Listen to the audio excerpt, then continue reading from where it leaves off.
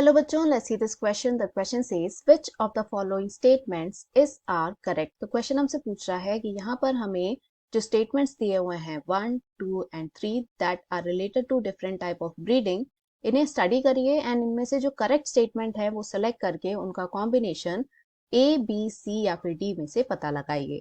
तो क्वेश्चन के लिए जो हमारा की कॉन्सेप्ट रहने वाला है, it is going to be breeding systems. तो यहाँ पर हम देखेंगे कि एनिमल्स में जो ब्रीडिंग है उसके क्या क्या अलग अलग तरीके हो सकते हैं, क्या क्या सिस्टम्स हो सकते हैं। तो ये जो है एक इजी टू मॉडरेट लेवल का क्वेश्चन है।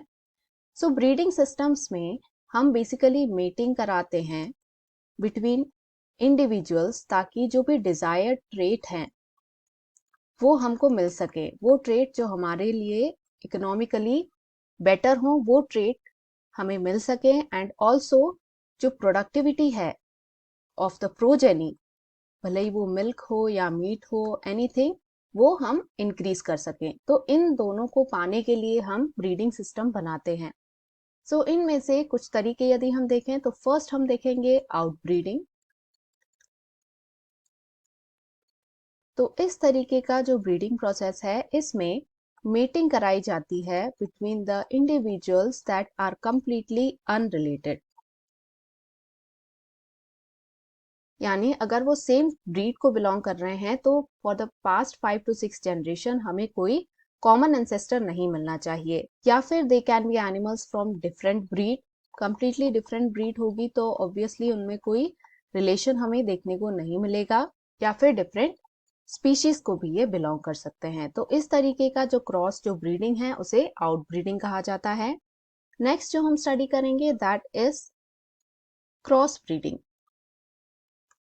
तो एज द नेम इंडिकेट्स, ये जो ब्रीडिंग है इसमें मेटिंग कराया जाता है between those individuals that belong to completely different breeds. बिल्कुल ही डिफरेंट ब्रीड होनी चाहिए, या फिर कंप्लीटली डिफरेंट स्पीशीज भी हो सकती हैं जिनके बीच में ये मेटिंग कराई जा सकती है। थर्ड जो हम ब्रीडिंग सिस्टम देखेंगे that is the inter specific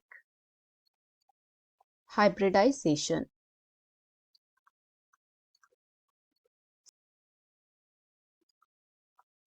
तो इस तरीके की जो ब्रीडिंग होती है वो कराई जाती है बिटवीन इंडिविजुअल्स जो कि बिलोंग करते हैं to the same genus, but इनकी जो स्पीशीज होगी वो डिफरेंट होगी। इसी वजह से इसे इंटर स्पेसिफिक कहा जाता है। इंटर यानी in between the different species.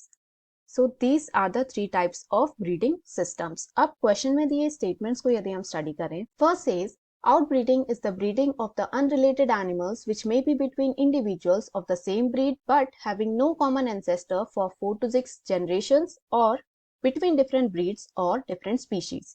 तो ये स्टेटमेंट बिल्कुल करेक्ट है। जैसा हमने यहाँ डिस्कस किया कि ये अनरिलेटेड हो सकते हैं या फिर डिफरेंट ब्रीड के हो सकते हैं या डिफरेंट स्पीशीज को भी बिलोंग कर सकते हैं।